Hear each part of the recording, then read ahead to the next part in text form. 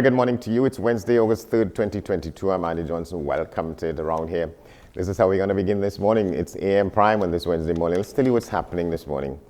Richard Aminia, he's the director of the UNAIDS multi-country office, and he's based in Jamaica, talking about some setbacks regarding data on HIV and strategies to accelerate progress against that virus. We get that in the second hour of the program. Of course, we have the Newsday poll this morning, the question and answers, as a matter of fact. We also talking with Sule Joseph. He's a psychologist around here. He runs this program called Psych. And he's talking with us this morning about trauma management. Right now with us, however, we must not be requesting, we must demand reparations. That's the ringing sort of declaration delivered at Monday's celebrations of emancipation activities in Trinidad and Tobago. The person doing that, making that call, Shabaka Cameron, founder and director of the organization called the Caribbean Freedom Project. He's with us. Let's get behind that. Good morning, good to see you. All right, good morning, Andy. Thanks for having me. All right, so go ahead. Yes. Go ahead, Andy, yes. All right, so you say we must demand, let's start with that. You say we must demand, we must stop requesting, we must demand reparations. What do you mean by that? How we go about demanding it? What form? Right, so first of all, what I was reacting to when I made that statement is a comment by one aspect of the Honorable Minister of National Security's speech, in which he indicated to the crowd there present on Emancipation Morning that the Prime Minister had written to Prince Charles and Prince William, or Prince Harry and Prince William, which is how he stated it, on behalf of the people of Trinidad and Tobago to ask for reparations. That's what I was called to respond to. And of course, I'm well aware that, first of all, the princes don't have the authority to do anything in this regard anymore. That's something that is, long gone. That feudal system where they would have had the authority to make that kind of input. And also, we in the Caribbean have long moved on from asking, the royal family to influence the British government to do what is correct. We have set up a commission, a CARICOM commission for some years now, led by the leading historical luminary in the region, Sir Hilary Beckles, and we are demanding reparations on the basis of knowledge. And so there's a reparation center out of Jamaica, where we are pulling together the historical truth, which forms the substance and basis on which we demand reparations. Also, the whole thrust of the discussion has moved on, way beyond, reaching out to members of the royal family and so on now. And, reparations has begun.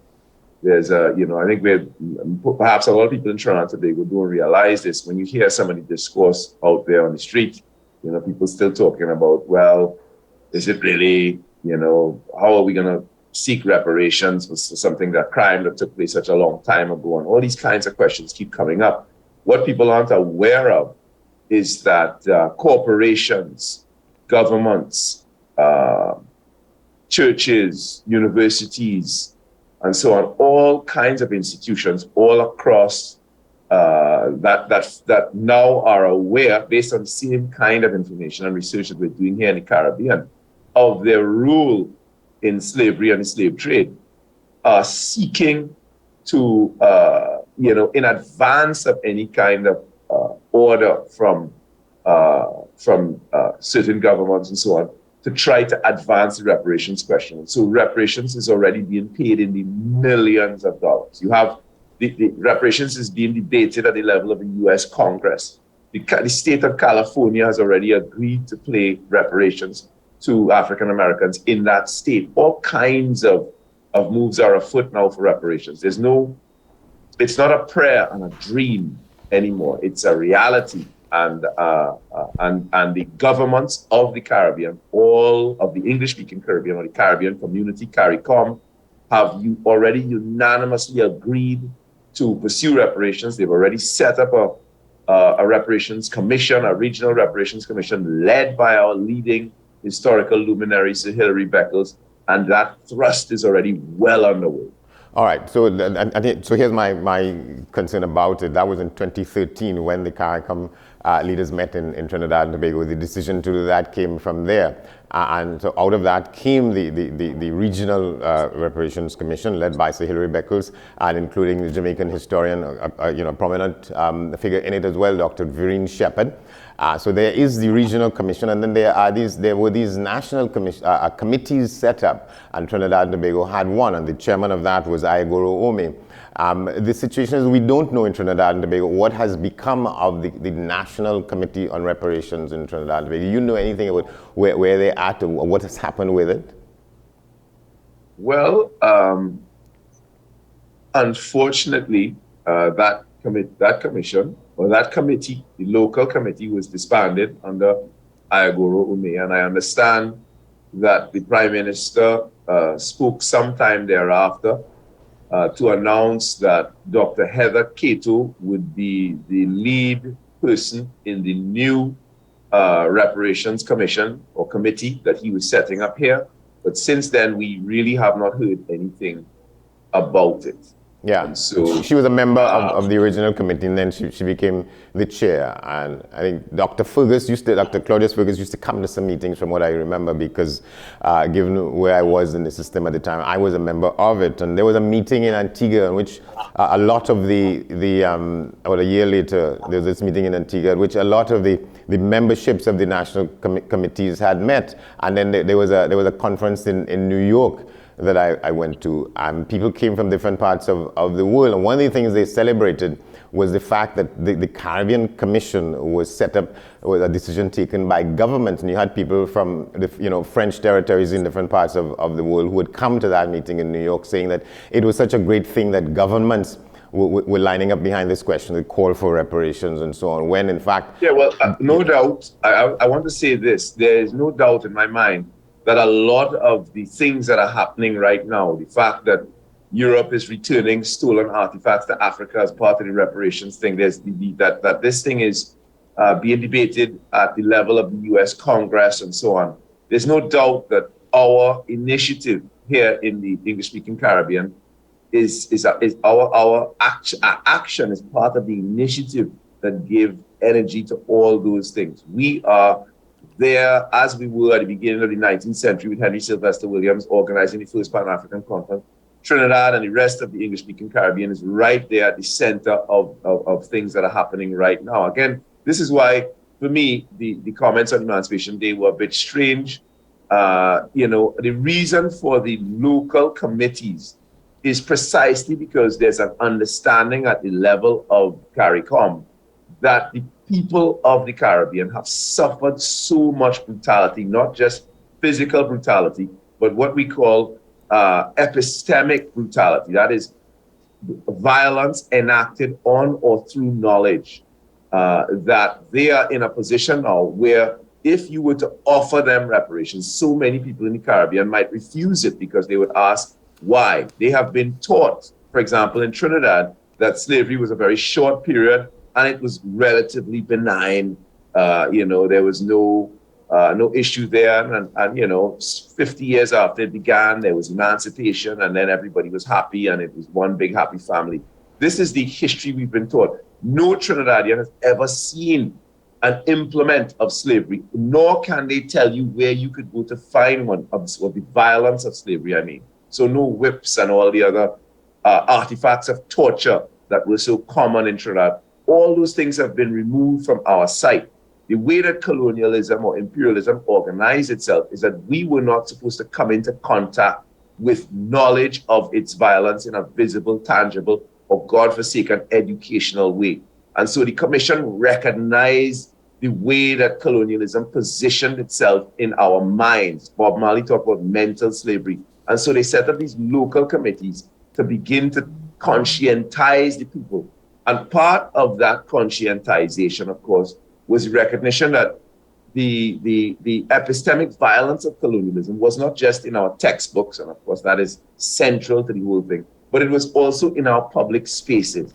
And so they took the colonial heroes, the people that they were giving us as heroes in our textbooks, starting with Columbus, and they planted visible signs of them across the city for those people who didn't get the information from the textbook, or to reinforce the miseducation that was said in the textbook. They gave us heroes like Picton, Woodford, Columbus, Churchill, etc. Of course, Churchill came a little later on in the colonial period, but they gave us the icons of native genocide, slavery, indentureship, and the apartheid that followed up until 1962, up until independence, and even to some extent up to today. Okay, so here's what I want to try and get at. There was this decision taken at the regional level. You have this regional reparations commission set up, and they had issued a 10-point agenda calling for such things as a full formal apology, repatriation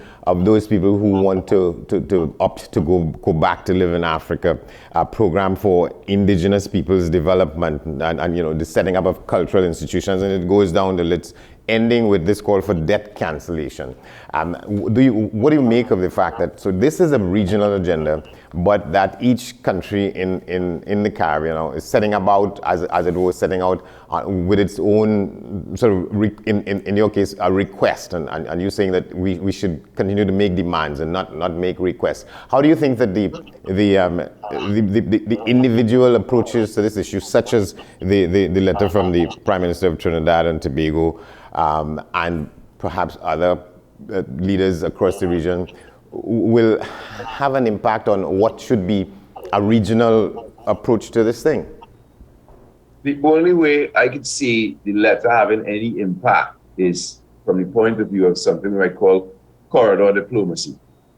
Although it was a public letter and so on, it just doesn't seem to, that doesn't seem to fit. What I can say is that the Prime Minister made a more recent statement, which was aired last night on the news, where he spoke with a much greater depth of understanding of the issues around reparations, and much clearer about what needs to be done.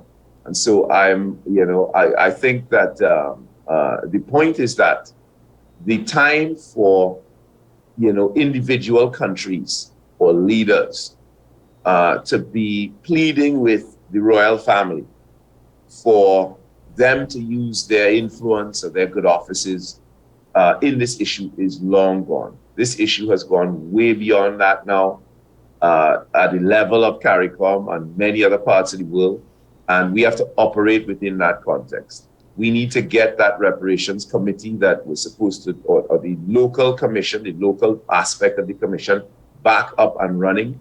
We need to follow the resolution of CARICOM from 2017, which called for the removal of all monuments, signs, symbols, etc., to those who were involved in native genocide, slavery, indentureship, and apartheid, to be removed from our public spaces. We need to work with that commission, the things that have come out of that commission, and to move this dialogue forward in a constructive way. Precisely, they're talking about such issues as they say that we've been bequeathed, among other things, what is called a public health crisis, and that Europe has a responsibility to participate in addressing it. And there's an illiteracy, again, part of the legacy. And what this commission has called for is what they call illiteracy eradication. And it says, for instance, that there are some countries where it is more endemic and others where it is more deep-seated, such as in Jamaica, and the establishment of what is called an Africa Knowledge Program. The question really is, to what extent the calls by individual leaders among this group will sort of diminish the focus on this is a program for implementation in every, at least, member state of CARICOM, and to what extent do you think that individual requests, as you call them, will sort of diminish the power and the force of this regional approach? Yeah, well, what you were doing just now was quoting the Prime Minister. in his latest presentation, what he said, he started to speak about the legacy of colonial violence that is affecting what he called the detachment and estrangement of an alienation of young people in Trinidad and Tobago today, speaking about how it's impacting their present and their future. That type of dialogue where he's making that connection between colonial violence and the violence of the present. And let me say that there are something like 8 of the Caribbean countries 8 of the countries in CARICOM region, that is the Caribbean community, are very high up the list of on the top 20 most violent countries in the world, most homicidal countries in the world. We have, and there's a huge connection. When our leaders begin to understand the connection between this reality, which seems so out of sync with a Caribbean paradise, the hellish crime, violence that we live, and the violence of our past, which is the only way to explain that violence, you find that they tend to start to enact the kinds of policies that are necessary to move this discourse forward. So when you look at the Prime Minister's current speech, the one that is there on the internet, you see he starts to sound more like Mia Motley. And Mia Motley there's no accident that the Reparations Commission is thriving in Barbados, and that activities coming out of that commission are well and way advanced as opposed to Trinidad, because it's clear to everybody across the region that Mia understands these issues. Prime Minister Mia understands these issues. So when I hear our own Prime Minister begin to speak in those terms, it signals to me that perhaps this government is now at the stage where they understand the issues and they're ready to confront those issues. And perhaps now we can begin to see them building a better future. But to some extent, we've regressed if there's no sense of the continuation of this national committee. Well, again, as I said, you're right. That committee was disbanded. The Prime Minister made an announcement indicating that Dr. Cato would lead a new committee or a new commission, but there has not been anything since then. But as I say, the speech that I heard yesterday signals an intention on the part of the authorities, perhaps in that promise that they made, Fitzgerald Hine, on behalf of the Prime Minister, to set up that commission which the Caribbean Freedom Project called for in 2020 to look into all the people and values that we celebrate across the country, and to do what other nations in the region. Now, not just in region, but in the colonial powers are now recoiling from the people that they foisted on us as heroes. People like Governor Picton, for example, and of course that is all over BBC today. That what has happened to his portrait and his statue and his reputation because of the crimes he committed in Trinidad. So how do you respond to 7 monuments, 7 streets named after him? Right. How do you respond to Minister Hines's comment here? I'm quoting from the newspaper, from the Newsday yesterday. We as a government listen to public sentiment. We follow social media. We have open ears and open minds, and it is not new.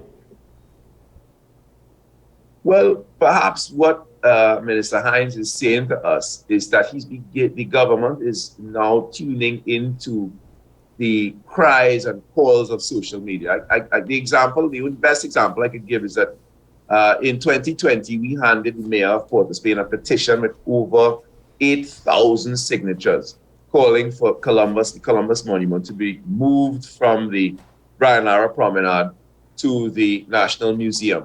There was a vote in the mayor's office, right? It's in the minutes of his meeting. All the councillors voted to have the monument removed. That should have been a victory for us and the people of Trinidad and Tobago.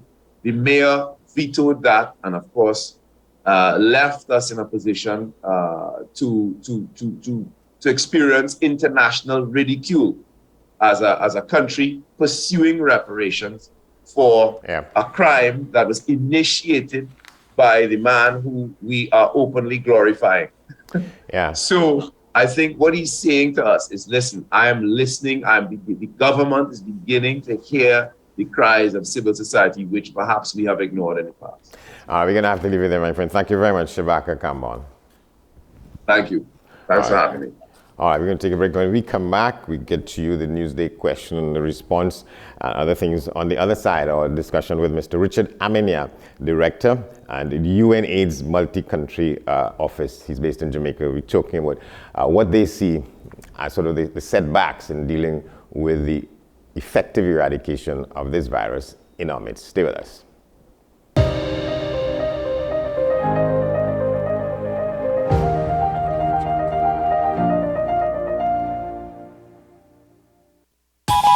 Welcome to the 53rd General Assembly of the Caribbean Broadcasting Union from August 15th to 17th at the Magdalena Grand Beach and Golf Resort in beautiful Tobago. This year's theme, Media and Information Literacy. Tobago is a smaller sister in the twin island republic of Trinidad and Tobago, nestled in the heart of the Southern Caribbean. Enjoy 116 square miles of historical sites and award-winning eco-friendly land and marine spaces, including the magical Nylon Pool. And you're just a ferry away from a Trinidad adventure. Our warm hospitality, rich cuisine, and unique traditions will inspire you to extend your stay. Tranquil Tobago is where the Caribbean connects for the 53rd CBU Assembly. To register and enjoy discounts on Caribbean airline flights, visit www.caribbroadcastunion.org. Come and experience Beyond Ordinary.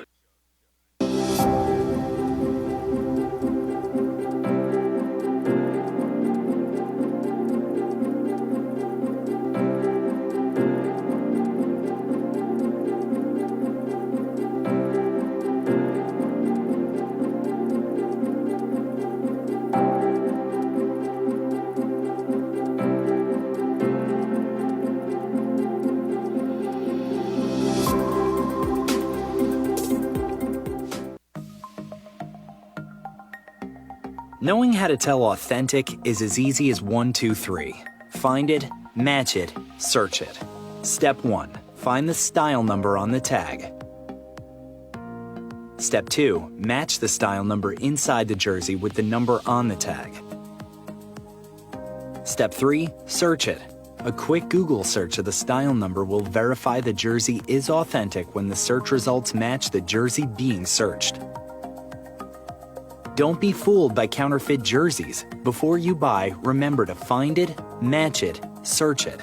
Fan Zone, 2 locations nationwide. Center City Mall, Chaguanas and Movietown, Port of Spain. Nationwide delivery available.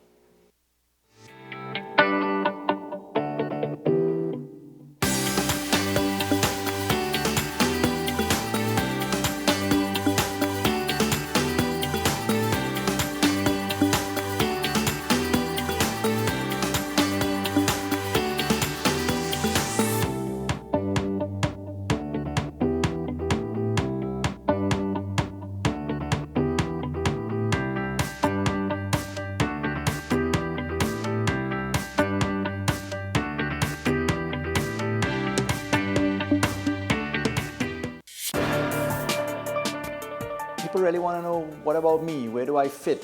Yes. What is in the ride for me in terms of a better Trinidad and Tobago? And I'm pleased to shed some light on that. The purpose of bail is to ensure your attendance at court. That's it.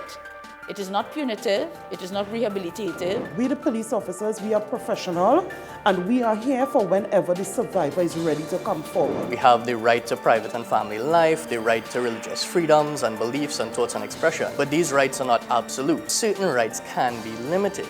The law is to govern the whole, is for all of us in public.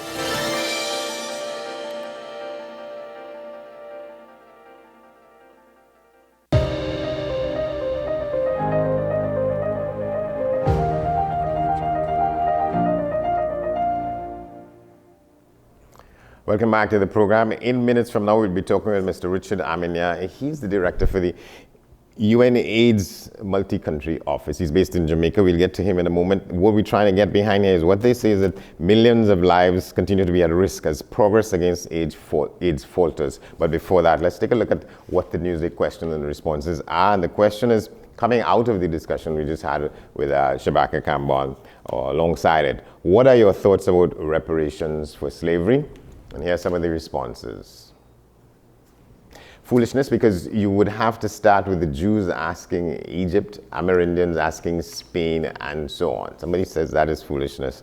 Another response is, I totally agree, because there are so many economic and psychological problems that slavery brought, mainly after emancipation.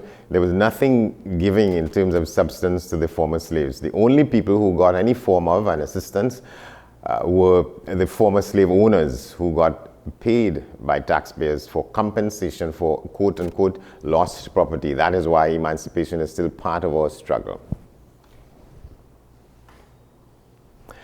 Another response, if that's the case, shouldn't we all move and leave it for the indigenous? While all the wrongs cannot be corrected, those that can be should be done so. Those are some of the responses to that question in the Newsday. Right now, our guest, the millions of lives at risk as progress against AIDS faltered. It doesn't ring well for a lot of people who thought that we had been in front of the eighth ball, as they say in the United States, on this. And in fact, we are reporting that we are regressing. To help us understand that and to put it in some context, Mr. Richard Amplia. He's based in Jamaica. He's the director of the UN AIDS multi-country office. And I imagine multi-country in terms of the Caribbean. He's based in Jamaica. Good morning, sir. Good to see you. Good morning, and it's a pleasure to be here.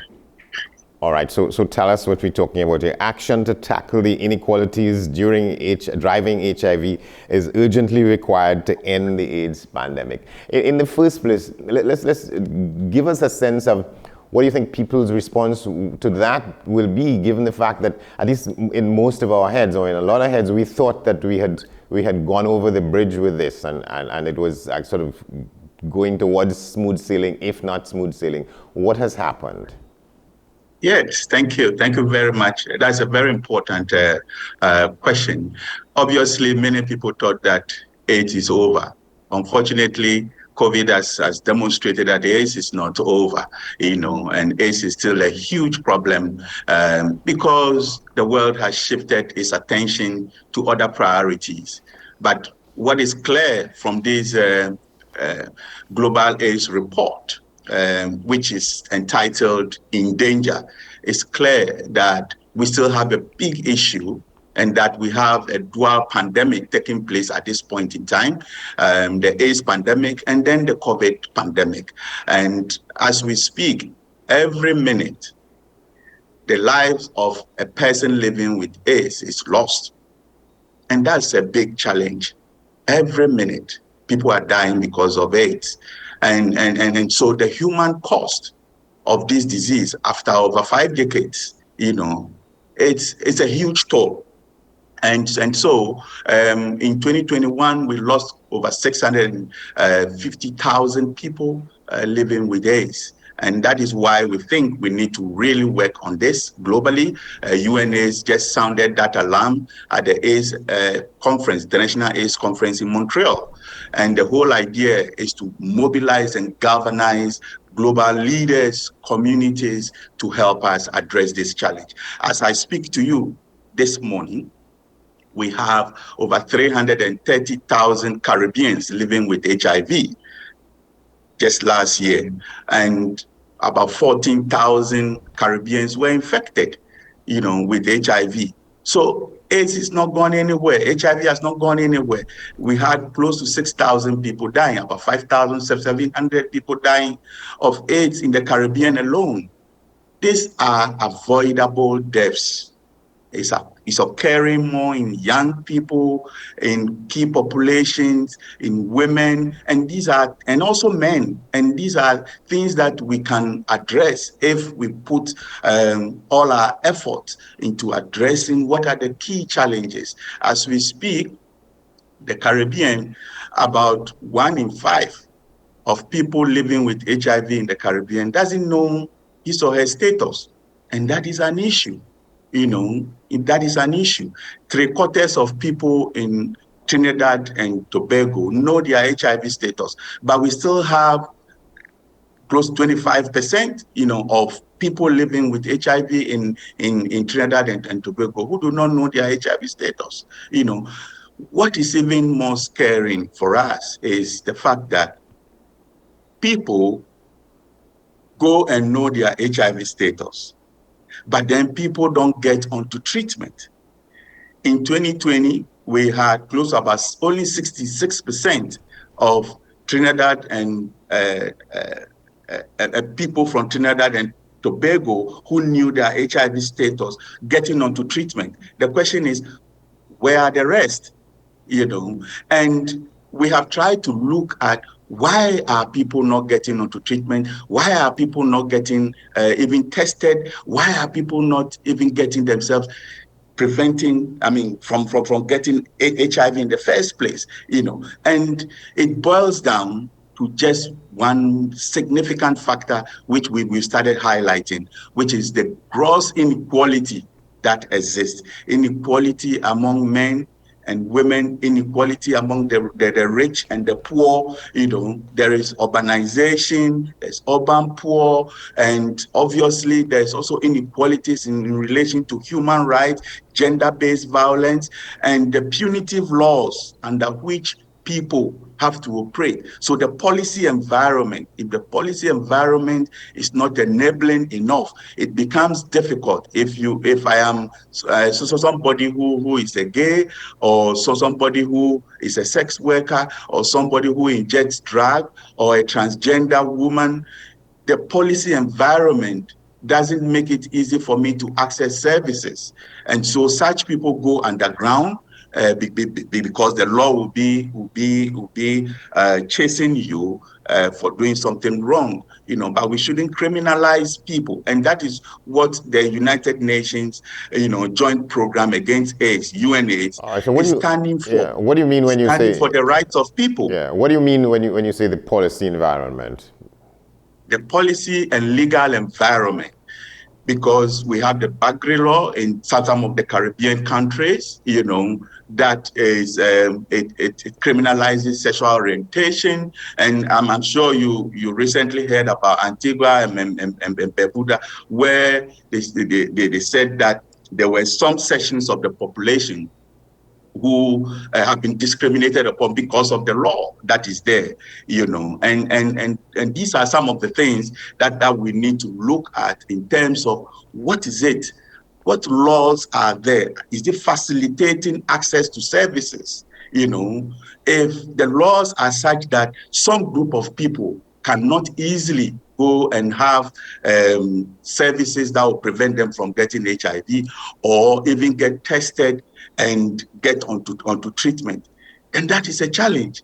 So somebody will be living with HIV, afraid of the fact that if people get to know that I am HIV positive, they are no longer going to associate with me, my friends are going to shun me, and this brings mental torture, mental torture. So the mental health of people living with HIV is such that they want to be part of the game, but society is saying you have a disease that is actually treatable, even though it's not curable, it's treatable. But then society is afraid of people living with HIV, and that is where we are, where we are now, simply because there are a section of the population that are not having access to services.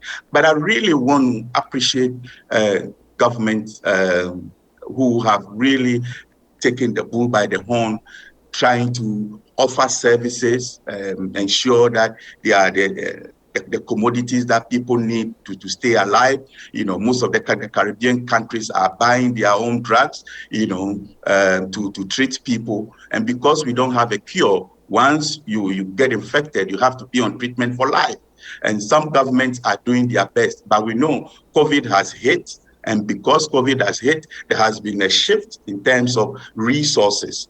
And this is what the report is trying to put across, that governments, we still have a pandemic on our hands. You need to resource the HIV response. Prevention is better than cure. And it is important that we take opportunities to focus on who are the key drivers of the epidemic in our different countries in the Caribbean. What is it that we can do to be able to reach those people who are not accessing the services that are there? And that is why UNAIDS is working with the US government through PEPFAR. Recently, Jamaica and Trinidad and Tobago had some support from the US government to address issues about HIV, simply because progress is being made, but progress is also stalled somewhere along the line. We could do more than we are currently doing. And that is why this report, In Danger, is trying to highlight concerns of human rights, concerns of women, issues about gender-based violence, and then also who is not getting tested, who is not getting treatment, who is not getting the prevention commodities that are there. What is the point? Because now, as I speak with you, there are drugs that people can take as an injection, that would protect them. People who are HIV negative, but at substantial risks of getting HIV. Those drugs are there. In the AIDS conference, there was an agreement that generics of those drugs can be manufactured by middle and lower income countries, which would help and revolutionize HIV prevention, simply because we have a prevention crisis on our hands. As I speak to you now, in the next 24 hours, we would have close to 38 people in the Caribbean getting infected with HIV. This is unacceptable. We can change the course of this epidemic. You said what will happen in the next hour? In the next 24 hours. Next 24 hours. Every day. Yes. We have close to 38 people in the Caribbean getting infected with HIV. Yeah. Every day. Yeah. And you have close to 16 people dying every day in the Caribbean.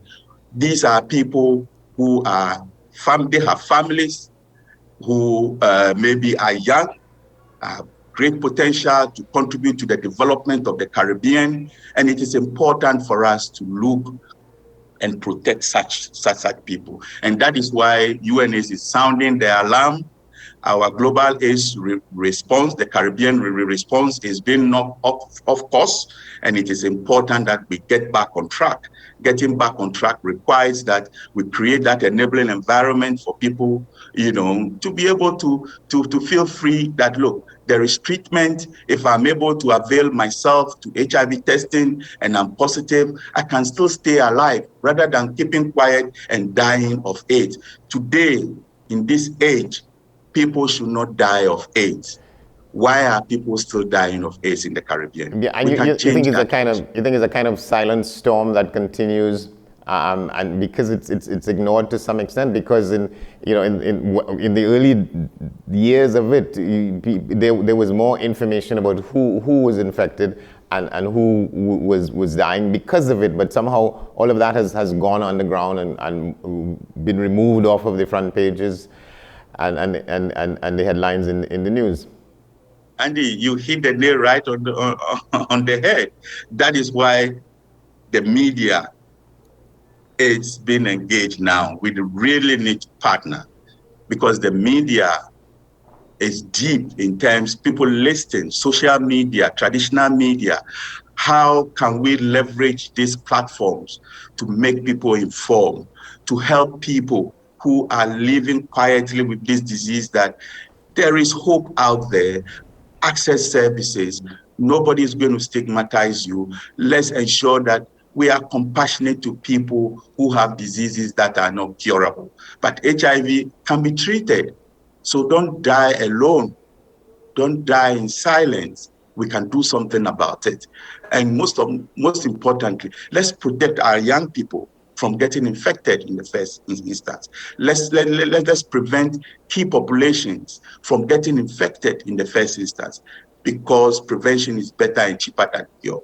And that is why we really want to work with government. As I speak with you, UNAIDS is working with the National Council on AIDS, and then also the Ministry of Health, to be able to put in a national strategic plan for Trinidad and Tobago, and the HIV policy, which will define the framework within which people can access HIV services, which is very important, So that is an active engagement. That is an active engagement as we speak with agencies and individuals in the government of Trinidad and Tobago.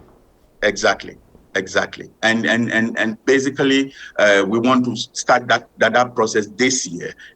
Start the process this year. We help in evaluating the HIV program for Trinidad and Tobago. The sub-regional office of UNAIDS did that. And so we are continuing with this effort in terms of putting in place a strategic plan, which clearly defines what we need to do in order to change the course of this epidemic. We need to really get on track and ensure that people have equal and equitable access to services. We ensure that we remove all the barriers that prevent people from accessing services, whether you are a young person, whether you are a woman, whether you are a man, whether you are somebody who, because of your sexual orientation, you will not be left behind. And it is important that we bring that to the fore. We're also strengthening health systems, ensuring that health systems have the capacity and the ability to be able to take on patients and also be able to provide quality services for people. And this is what UNAIDS is galvanizing global solidarity around, and making sure that at least we have people, who understand the situation, health policy makers, ensure that we strengthen integration of services so that it's not just about HIV services. We are also talking about non-communicable diseases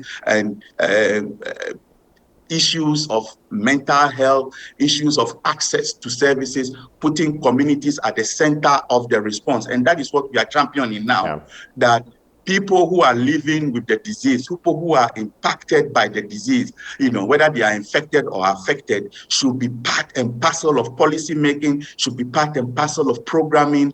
And this is how engaging with government will then know exactly whether interventions that are being put in place are meeting the needs of the community. Right. So UNAIDS is pushing the idea that having communities at the center of the response is what will take to change the course of this epidemic. And this was what was demonstrated in the Global AIDS Conference, that communities should be at the center of the response. Else, we can have scientific development, to change the course of this epidemic, but without the community at the center of this response, it will still not reach the people who really need it. All right. So thank you very, very much for giving me this big platform to be able to engage, and I hope that we would have more opportunities, engage the media, engage the legal fraternity, judiciary, to see how we can work collaboratively to create that enabling environment, addressing issues of stigma and gender rights. And I think we'll change the course of this epidemic in the Caribbean. This is the mandate I have been given by UNAIDS, and I hope I'll be able to work with you, working with civil society, working with communities, and working most importantly under the leadership of governments in the Caribbean to be able to keep people alive in the Caribbean. Well, if this is anything to judge by, I think you're doing fine. Thank you very much. A man from Ghana, Richard Amenya. He's director based in Jamaica for UNAIDS at the multi-country office. Thank you very much. Thank you so much. Thank you, Andy, for having me. All right. Great pleasure. It's been a pleasure. Thank you. All right, so let's begin our look around the region now. We go to Guyana, where they say the Public Service Union is pondering court action. We don't know about what, but news source Guyana tells us more. The Guyana Public Service Union is preparing to mount a court challenge to force the government's hand to increase the salaries of public servants in light of the rise in the cost of living and other factors. During a press conference today, GPSU President Patrick Yard said the government is in breach of several local and international laws by failing to bargain with the GPSU on the way forward regarding increases in the wages and salaries for the public servants. Mr. Yard said the government has taken on a hypocritical posture. He explained that while in opposition, the government decried the Granger administration's move to increase the salaries of the executive. Yard said not only did they enjoy the same increase while in opposition, but they are doing so now, and they've totally disregarded the public servants. He called out the president for not matching his words with action as it relates to the nation's public servants. In 2016, while in opposition, he challenged the AFC government as well as the vice president for his failure to utilize the collective bargaining process. And I will share with you also the newspaper article to that effect. Failure to utilize the collective bargaining process towards determining salary increases. But following his assumption as president in 2020, scant regard was paid to this legal requirement. In 2021, prior to the award of the miserable 7% across the board increase, the president proclaimed that his government was negotiating an outcome with the PSU. And we share that information to you. It was in the press. The GPSU president also contended that the government appears reluctant to better the lives of public servants, noting that the administration continues to announce large budgets and draw down billions from oil sales, but public servants have not been benefiting. This government, following its ascension to office in the year 2020, did nothing to alleviate the pains and sufferings of its workforce, other than to offer a minuscule cash grant of $25,000 in the year 2020. And a year later, a paltry award of a taxable 7% across the board increase, which taken as a whole could not absorb the impact of COVID-19 price increases. Yard said the union was of the view that given the past blunders of the PP civic administrations, that this current administration would have been different. Action of government appears discriminatory, given that the PSU has written several times since the year 2020 requesting collective bargaining on public servants' wages, salaries, and allowances, to no avail. All right, so we go to Barbados now, where Barbados today is reporting on a decision by the National Housing Corporation there to try and meet housing demand in that country. Locals being trained to construct low-income housing that will be provided under a partnership between the National Housing Corporation and Guyanese manufacturer Duravilla are expected to be able to complete builds in a week. That's according to manager of the Customer Service Department of the NHC, Roger Coppin, who said he expects hundreds of houses to go up over the next year and a half. He spoke to Barbados Today as the housing agency staged yet another viewing of the model homes on Thursday. We are expecting 3-bedroom houses. We should have approximately 500 houses, hopefully between now and let's say the end of next year. But I know for sure that we're going to be having at least 30 by year end coming into Barbados. We have a mandate where we have to fulfill 2,000 houses within the first year. We are on the way, and we are looking forward to ensuring that the backlog that we have at National Housing Corporation will be looked after initially, because we have to get on that backlog. And we're going to be producing not only the house that you're seeing here, which is the Duravilla house, but we also have what we call steel frame houses, a new concept to Barbados coming out of China. And they're also viewing today for one of those houses as well. From as early as 9 a.m., several people gathered in Queen's Park to view a sample of one of Duravilla's 2-bedroom timber and prefabricated structures. Several areas have already been identified for the houses, including Rivers Crescent, St. Philip, Searles Christchurch, Lower Bernese, and Cutting Road, Hackett Hall, St. Michael, Brighton, St. George, Bullen, St. James, and Concordia, St. Philip. Coppin is pleased with the overwhelming interest in the homes, and he says every effort will be made to speed up approvals. With the applications, we're going to be having a number of board meetings coming up. So our board, the recommendations will be made to our board, and I'm quite sure that they are aware of what we are doing, and they will be on board to ensure that they approve applications in a timely manner, because that is also a part of the process. So each one of us would have bought into the process so that we can expedite matters in a timely manner.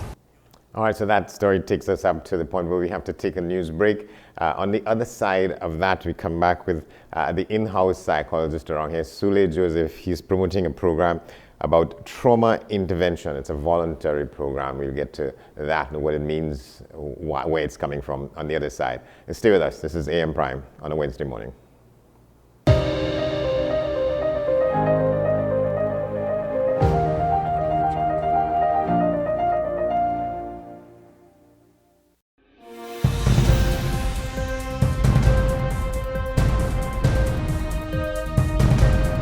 Seven is out, all day is in. WESN News on the hour.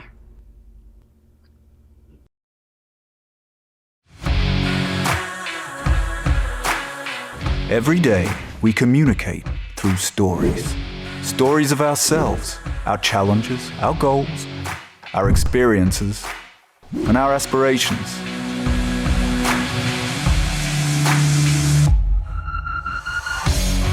Storytelling is an art that we have mastered. WESN Film Studios comprises a collaborative team of experts with extensive industry experience locally, regionally, and internationally.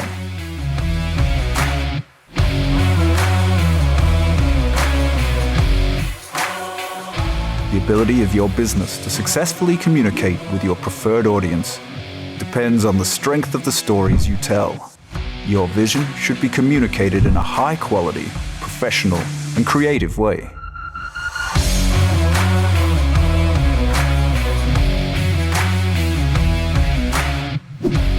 From concept to post-production, advertising to film, multi-camera productions, live events, streaming, and virtual conferencing, we are WESN Film Studio. Let your own unique voice be heard and your vision realized. Call us today at 628-5835 for your next production.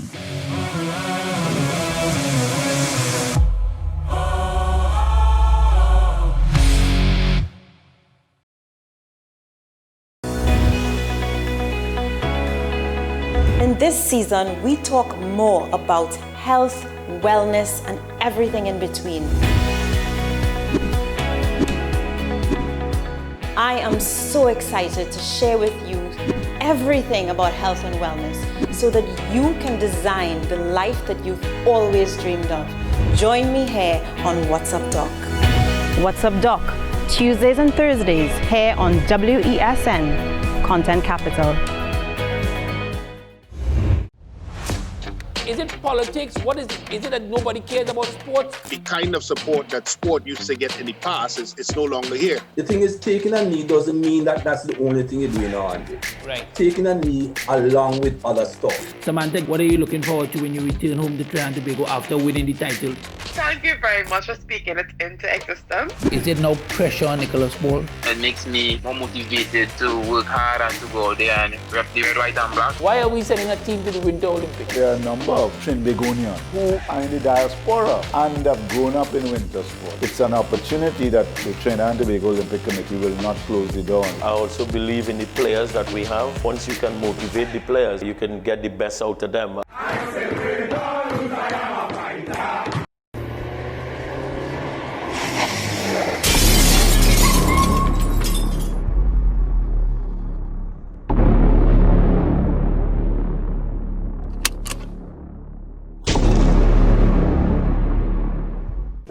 The Mary Immaculate Prayer Group and Friends presents its prayer breakfast on August 31st in aid of Monsignor Christian Pereira. The prayer breakfast begins from 9 a.m. at the Cathedral of Immaculate Conception. Cost is only $200. Come support the Cup of Gratitude in aid of Monsignor Pereira, August 31st.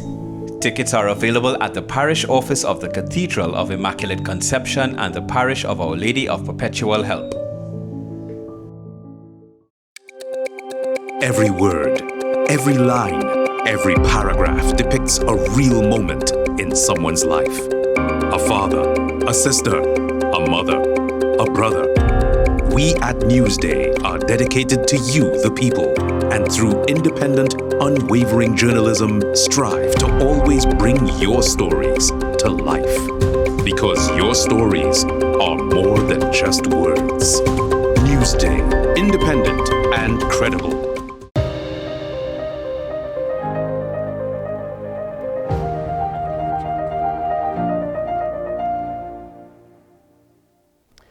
Welcome back to the program. Minutes from now, we'll be talking with the in-house psychologist around here, Sule Joseph. He's promoting a program for trauma intervention, a voluntary program to involve people between, well, young people, 6 or 7, up to 18 years old. We'll get to that moments from now, but we'll just take a look around what's happening in Grenada, Carriacou, and Petite Martinique. That's the correct name of the country. The GIS there is saying that the Prime Minister says the country will see positive advancement when senior heads meet. He was addressing the opening ceremony of a retreat for government ministers, cabinet staff, permanent secretaries, department heads, and senior managers at the Radisson Beach Resort. Friday's retreat was the first in a series to be held as part of the government's transformation agenda to create a new culture towards efficient public sector operations and service delivery. Honorable Mitchell is confident that the retreat is the first step toward formulating a plan of how government will pursue and achieve plans outlined in its manifesto. We have to, as a public service, be able to convince members of our citizens that joining and working in the public service in whatever capacity is as good as, if not better, and a nobler cause than working in the private service, because you're working for and on behalf of your country with the ultimate aim of improving the lives of all of our citizens. So we want to forge a close, professional working relationship with the senior managers of the government.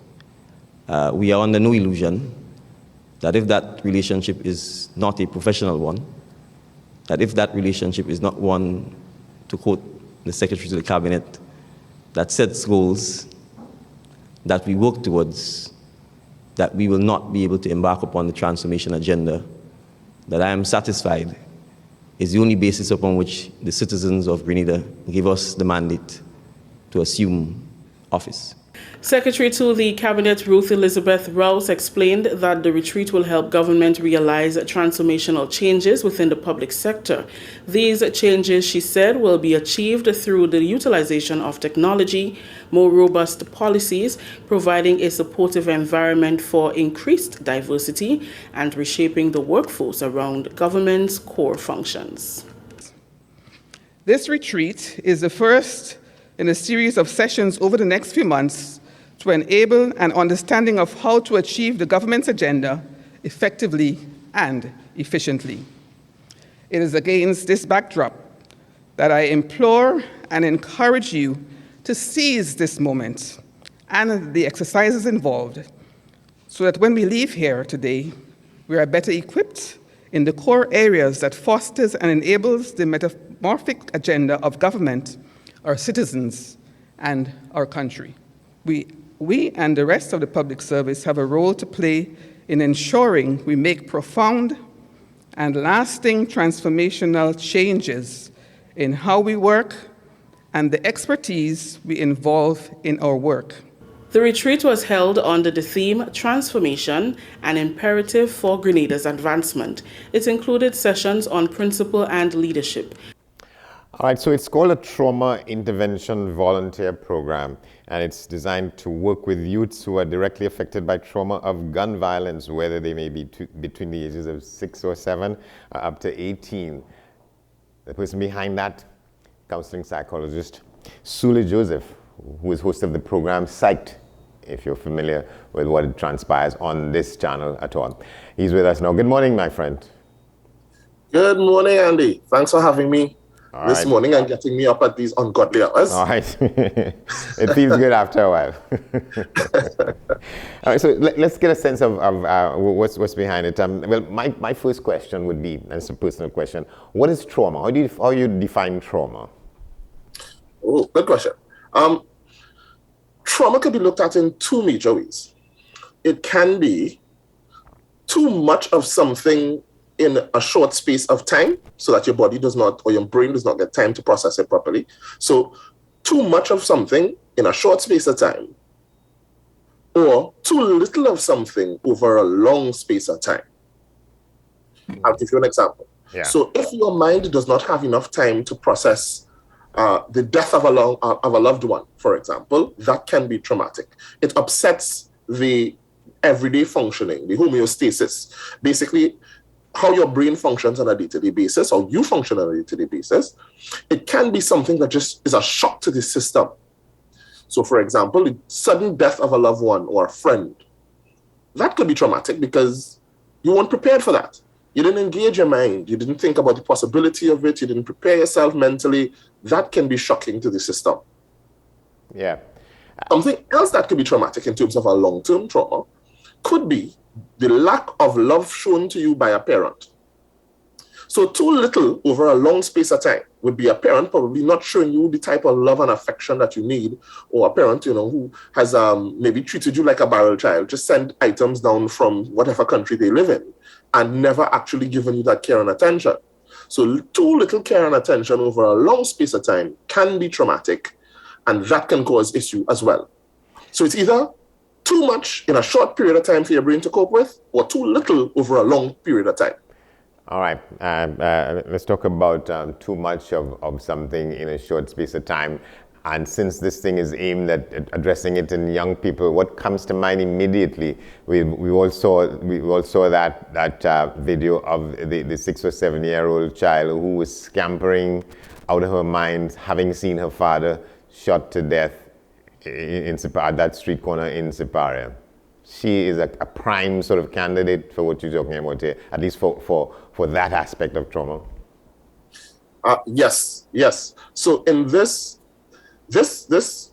program that we would like to run, which is free, by the way, it's a free program that we're hoping to run,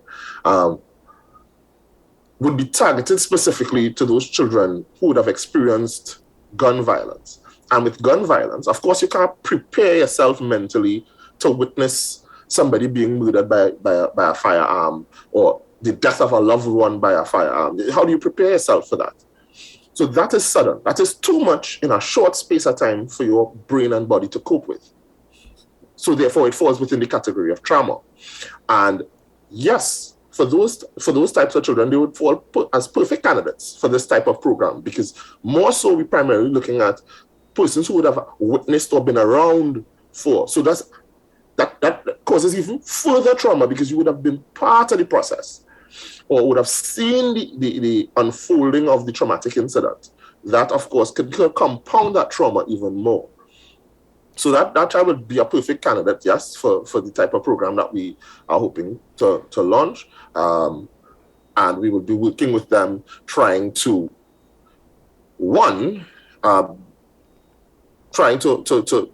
provide therapy and therapeutic techniques and so on for them to cope better with the trauma, and eventually, hopefully, manage it. Because the way trauma operates, trauma changes sometimes the chemistry of your brain and the functioning of your brain. Does it make a difference what the source of it is, so that, in this case, it could be the sort of impact of gun violence or being witness to that, as opposed to, say, parental neglect? Does it make a difference as to how it affects you? It can. That's a complex response, not a complex question, but the answer to that is a bit complex, because there are numerous factors. You have to cater for the person themselves. People are different. Their responses to situations are different, so their responses to trauma would be different. How people think, thought processes are different. So how they react to different types of trauma will also be different. So that's a tough question. It's hard to say if one particular type of trauma will be more traumatic to one person than it will be to someone else, right? You can have secondary trauma. So you can have somebody who is watching a video of somebody, for example, either yesterday or the day before, there was a shooting in Malik, allegedly. There was a video that came out about it as well. and I believe a child, an 11-year-old child or 7-year-old child or something, was shot as well in that shooting. Now, persons watching that video have messaged to say that has been traumatic for them. They weren't involved in the shooting. They weren't there, but just seeing it and imagining that this could be their child or something like this could happen to their child has been traumatic for them. So it's difficult to estimate and say exactly how trauma will affect everybody, but it's usually not in a positive light. It's usually something negative in terms of how it can affect you. It can even get to the state of debilitating, as in now you are fearful to even go outside. Maybe you're fearful to interact with new persons. Yeah. So what led you to want to initiate this program on a voluntary basis? Well, there were two things really. One, we would witness that there has been increasing gun violence in our country, and of course, with the increasing gun violence, there will be an impact upon our children. Our children will be impacted.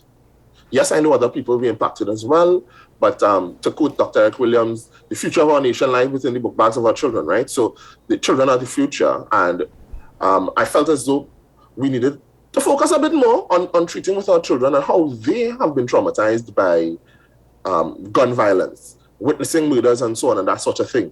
And I'm not just talking about criminal activities. There have been issues or videos and circumstances where you have maybe persons of justice, police officers and so on, shooting persons in communities or having these sorts of issues and children witnessing those shootings. Those children in turn will now be traumatized, and that type of shooting will impact upon their thinking and functioning. And what some of the studies would show is that type of witnessing that can affect their feelings towards law enforcement and so on, and can influence them in a very heavily negative direction towards anti-state sentiment and anti-law enforcement sentiment. So in truth and in fact, this program is not just trying to help our children, but it's trying to help our nation by getting down into the root of some of the issues that might lead children into a life of criminal type activity. All right, so how do people, if people are watching this and want to get involved, get their children involved and so on, what do you do? Well, this program, part of what we've decided to do also came out of a partnership with the MP for Lamington, Mr. Adrian Leons, who reached out to myself and my company, the firm, and we had some conversations about some of these issues and how we would go about rectifying it. So I won't say on an individual level. What we're willing to do is to partner with communities. So if there's a community group that is willing to pull together enough persons who have been impacted and affected by gun violence and so on, if they have MPs or councillors and so on who are willing to do the groundwork and pull together these persons, then they can reach out and we'll be willing to work along with them.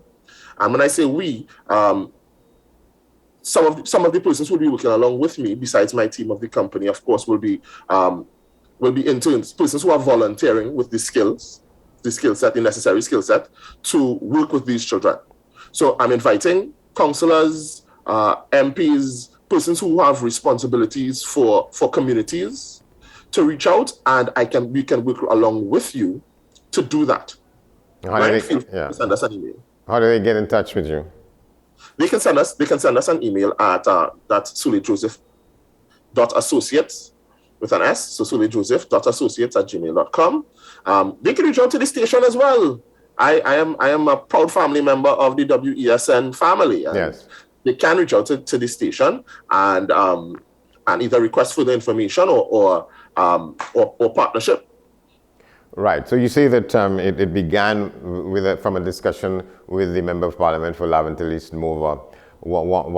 I'm glad you raised that, because I want to come back on that issue about people who would have seen the police killings of these three gentlemen almost 2 years ago.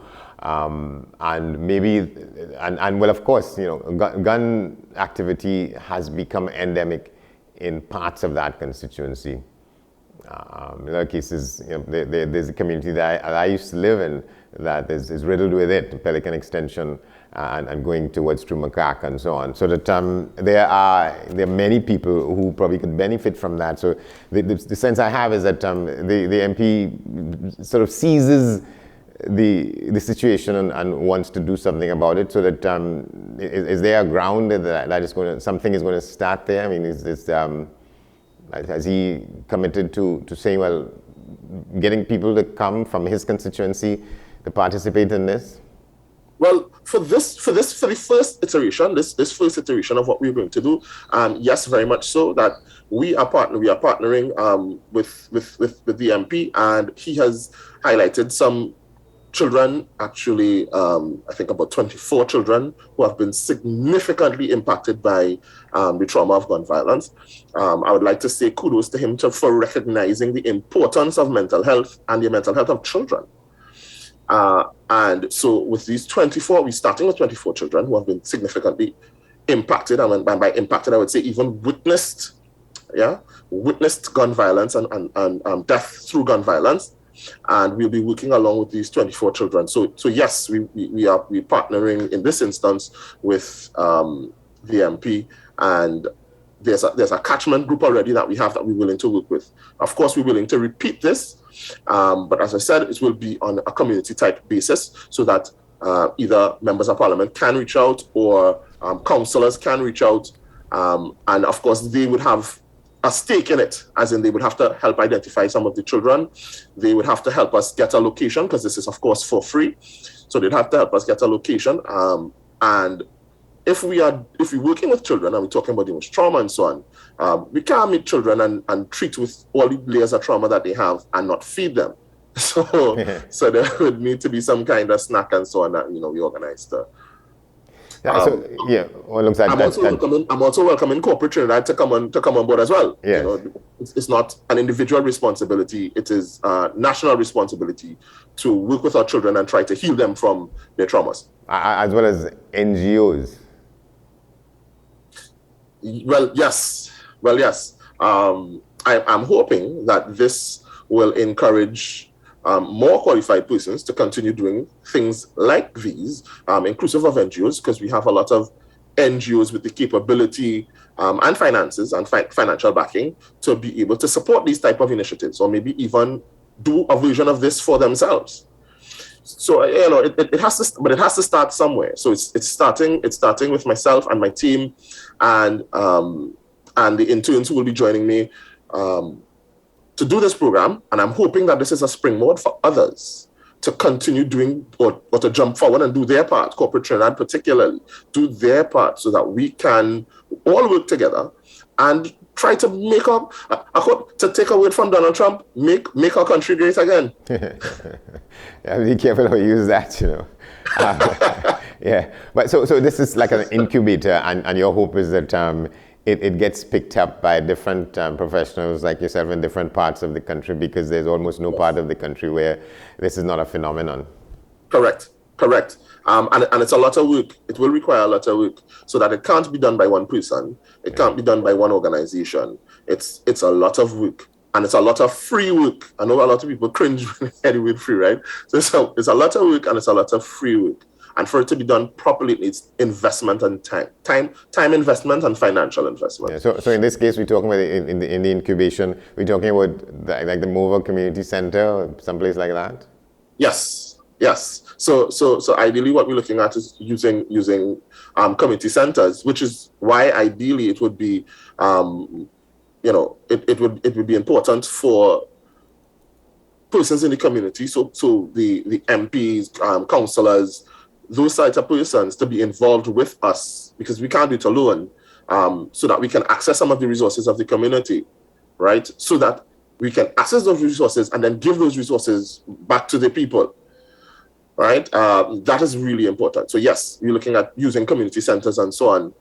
And we have some really state-of-the-art ones now, actually. So we want to utilize them well. Yeah, I want to ask you to respond to the criticism that we get from some people who look around and see, in the face of the violence and criminal activity in the country, they complain that we get to the point where we are numb because of it, and some people get criticized for that, or some people criticize what they see as the absence of passion in the face of wanton criminality and violence. You think that is a response, that is a safety sort of response from some people? We just don't know how to deal with it, and therefore we remain shut with anguish and terror in our heads? All right, I'll answer that this way. Imagine you're standing in the middle of the road, you're trying to cross the road, it's at night, or maybe it's even in the day, and a car comes dashing at you, and instead of running across the road in either direction to get away from the car, you freeze. You freeze and you look at the car, and the car is coming at you. Now, somebody might argue that that is a really foolish thing to do, and why didn't you move? But again, you see, traumatic incidences, and that in itself is a traumatic incident, FYI. It might be low on the scale, but it still is. It's a major incident, something that is happening, a lot is happening to you in a short space of time, and maybe your brain just can't process it. We don't sometimes choose to have these reactions of numbness. Sometimes it's just so much and so overwhelming that our bodies and our brains can't process the information. Yeah. Right? And we just freeze. Now, that's different from desensitization of violence, which can also happen. But sometimes we just don't know how to deal with it. And the best way we know how to deal with it is to pretend it just doesn't happen. Ignore it. Don't watch news. Try to stay away from it. And you know, we're the country of rum and roti and fat. So we party it away. We lime and drink and probably try not to think about it. And that's how we deal with it. That's a coping mechanism. So how do people get in touch with you? All right. So for persons who would like to, I think if there's information on the flyer, you can again email us at Sule, that's SULE, Joseph, JOSEPH .associates with an S @gmail.com. So they can do that. They can reach out via the email there. Or you can send a message. Send a message at 472-5522. Feel free to do that. You can send a message via that. Phone calls don't always work. But a message, you can send a message, and I usually always respond to the WhatsApp message or text message. All right. Thank you very much, my friend. The Trauma Intervention Volunteer Program. Thank you very much. That's all the best with it. Thank you very much. Well, thanks for having me. You're very welcome, man. Before we go, let's just ask you to watch this. A man is seen speeding on a roadway before escaping from a head-on collision. The person who was not injured, we just ask you to take a look.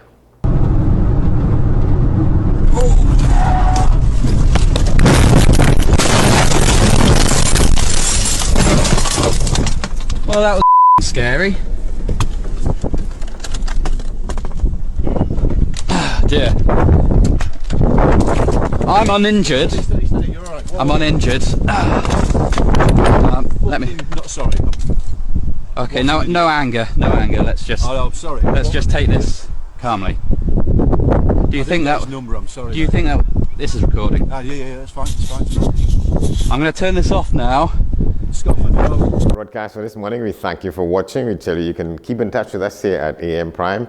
You can check us out at WESNCC on all our social media platforms, and you could send your emails to amprime@wesncc.com. That will do it for us this morning.